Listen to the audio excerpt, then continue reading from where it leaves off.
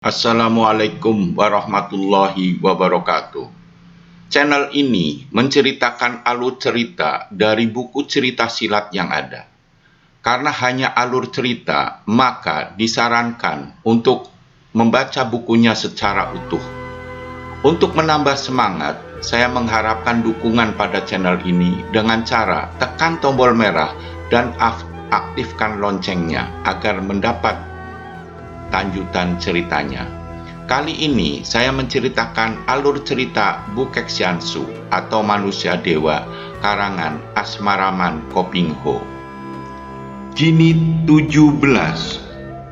Sin Yong dan Swathong meninggalan lereng awan merah, tempat kediaman racun bumi, dengan cepat pergi menuju ke pegunungan Butongsan. Sebulan kemudian mereka tiba di lereng pegunungan Butongsan. Mereka telah mendekati puncak di mana tampak dinding tembok Butongpai yang tinggi. Sesampainya di Butongpai, Sin Yong dan Swathong menanyakan keberadaan Dequatlin. Maka terjadilah kesalahpahaman. Para Tosu Butongpai berprasangka bahwa Sin Yong dan Swathong merupakan teman Dequatlin. Para Tosu Butongpai langsung menyerang. Maka mengamuklah Swathong. Hanya beberapa gebrakan saja, para Tosu banyak yang roboh kesakitan karena pukulan. Tiba-tiba Sin Yong berkata, "Tahan senjata." Kemudian terdengarlah seruan kaget dari para Tosu. Tiba-tiba di mana saja bayangan pemuda itu berkelebat, senjata yang terpegang tangan terlepas dan berjatuhan ke atas tanah tanpa diketahui sebabnya. Sin Yong menjura dan menjelaskan maksud tujuan dia dan semuanya mencari Dequatlin. Kwitek Tojin bersyukur dan meminta maaf atas kesalahpahaman para Tosu. Kwitek Tojin menceritakan bahwa Dequatlin bekas murid Butongpai itu dengan kekerasan merampas kedudukan ketua dan mengatur pemberontakan terhadap kaisar.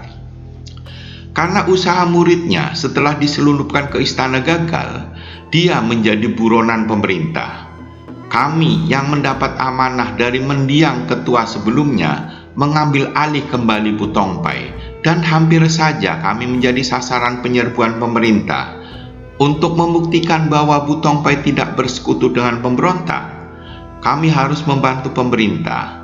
Hari ini 18 pendekar Butongpai, Butong Cap Choi En Hyong, murid-murid Pinto sendiri telah berangkat ke utara melakukan tugas penyelidikan terhadap pemberontakan Jenderal Andusan. Sedangkan Dequatlin melarikan diri ke tempat kediaman wanita pandai berpayung pedang, Kiamo Chaili, di rawa bangkai di kaki pegunungan Lu Liangsan, tidak jauh dari sini. Sin Yong dan Swathong pamit dan tahu-tahu lenyap. Kwitek Tojin menghela napas dan mengelus jenggotnya. Sian Chai, dua pemuda yang amat luar biasa. Pinto yakin bahwa mereka tentulah orang-orang dari Pulau Es. Pulau Es telah membuat Quatlin menjadi seperti iblis. Namun Pulau Es juga telah membuat dua orang muda itu seperti dewa. Sin Yong dan Swathong duduk di bawah pohon yang tinggi besar, berteduh di dalam bayangan pohon. Mereka telah melakukan perjalanan jauh seharian. Swathong menanyakan perihal perjodohannya dengan Sin Yong.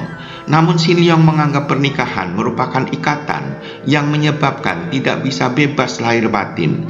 Sin Yong mencintai Swathong sebagai seorang sumoy, seperti seorang adik, seperti seorang sahabat, dan Sin Yong rela untuk mempertaruhkan nyawa, membela dan melindungi Swathong. Sin Yong merasa sebagai pengganti ayah bunda Swathong, akan tetapi akan merasa bahagia kalau melihat Swathong ikut berbahagia. Swathong marah dan meloncat bangun dan berlari cepat mendekati puncak yang menjulang tinggi. Karena Swathong berlari secara ngawur untuk melampiaskan kedongkolan hatinya, dan Sin Yong dengan sabar mengikutinya, maka tersesatlah mereka. Tiba-tiba bermunculan banyak orang yang mengeluarkan bentakan-bentakan nyaring. Mereka berdua telah dikurung oleh puluhan orang yang bertubuh katai, pendek sekali. Wajah mereka keruh dan marah mengandung kekejaman, dan di tangan mereka tampak senjata yang bermacam-macam. Shin Leong dan Swat Hong berdiri tegak, memasang kuda-kuda dengan punggung saling membelakangi, hampir bersentuhan. Setelah mengetahui maksud tujuan Shin Leong dan Swat Hong akan pergi ke rawa bangkai untuk menyerang De Quatlin, mulailah orang-orang kerdil itu menyerang dengan cara yang aneh. Mereka menyerang sambil bertari, tampaknya sambil lalu saja. Akan tetapi, karena banyak senjata yang menyerang silih berganti, tentu saja amat berbahaya. Swat Hong meloncat ke depan dan mengeluarkan suara melengking yang tinggi dan dahsyat. Pedangnya berkelebat dan disusul dorongan tangan kiri yang mengandung tenaga inti salju. Maka terdengarlah perkik berturut-turut dan robohlah 5 orang kerdil. Kacaulah pengeroyokan itu. Betapa kaget dan gentarnya hati para orang kerdil ketika dalam segebrakan saja gadis itu membalas. Di pihak mereka roboh 5 orang. Si kerdil yang memimpin mereka segera mengeluarkan siutan dan gerombolan itu melarikan diri sambil membawa 5 orang teman mereka yang terluka. Melihat semuanya terus mengejar, terpaksa Shin Leong juga meloncat dan berlari cepat mengejar. Di tempat itu terdapat banyak gua batu yang besar-besar dan dari luar tampak menghitam karena di sebelah dalam gua tidak memperoleh matahari sehingga amat gelap. Shin Leong terkejut dan dapat menduga bahwa gua-gua itu merupakan terowongan yang bercabang-cabang. Karena Swat Hong telah masuk ke dalam gua, maka Shin Leong pun mengikutinya. Dia maju terus dan benar saja dugaannya. Gua yang gelap itu merupakan lorong dan akhirnya tiba di terowongan yang bersimpang 3. Shin Leong harus dapat menemukan semuanya karena khawatir terjeblos ke dalam perangkap orang-orang kerdil. Shin Leong berjalan agak cepat ke depan dan terowongan yang dipilihnya ternyata berakhir dengan simpang 4. Swat Hong! Han Swat Hong! Panggilan ini dia lakukan dengan mengerahkan kikang sekuatnya sehingga dinding terowongan itu menjadi bergetar karenanya. Namun tidak ada jawaban melainkan gema suaranya sendiri. Tiba-tiba seolah-olah muncul dari dalam dinding batu dari arah yang berlawanan 2 orang kerdil yang luar biasa. Kumis jenggotnya panjang, pakaiannya mewah. Yang satu megang pedang dan yang lain memegang toya. 2 senjata itu bersinar, tanda bahwa senjata itu sebuah senjata yang sangat ampuh. Shin Leong terkejut mendengar bahwa mereka ternyata kaki tangan De Quatlin. 2 orang kakek itu mengerahkan pedang dan toya pusakanya, cepat dan kuat.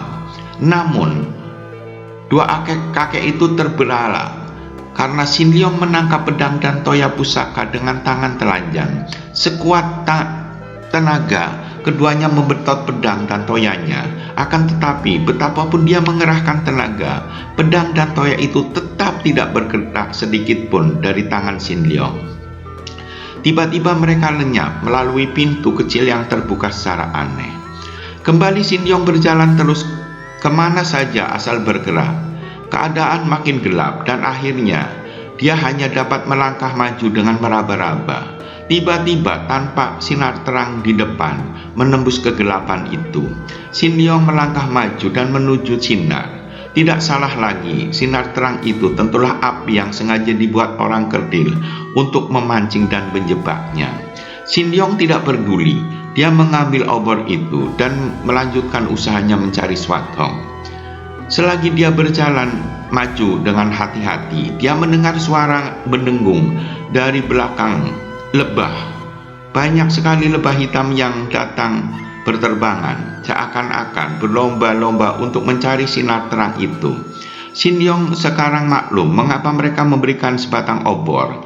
Tentu untuk menarik lebah-lebah itu, lebah yang berbahaya, lebah yang sengatanya mengandung bisa yang mematikan. Shin Leong cepat mengambil sehelai sapu tangan, menyelipkan pedang di pinggangnya, dan mengeluarkan sapu tangan yang diputar-putar untuk mengusir lebah itu. Namun lebah-lebah itu seperti gila dan sama sekali tidak takut akan usiran menggunakan sapu tangan.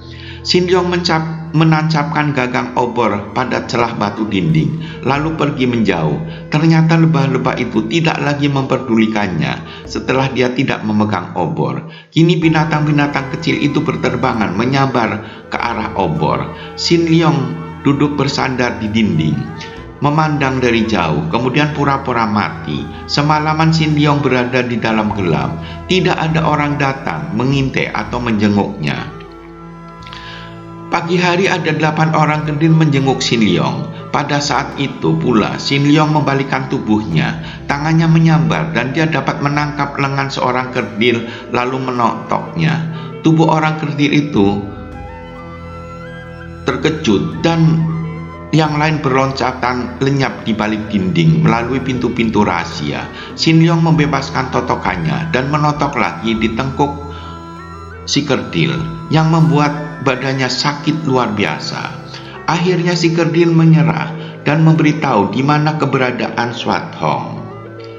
Bersambung ke jilid 18.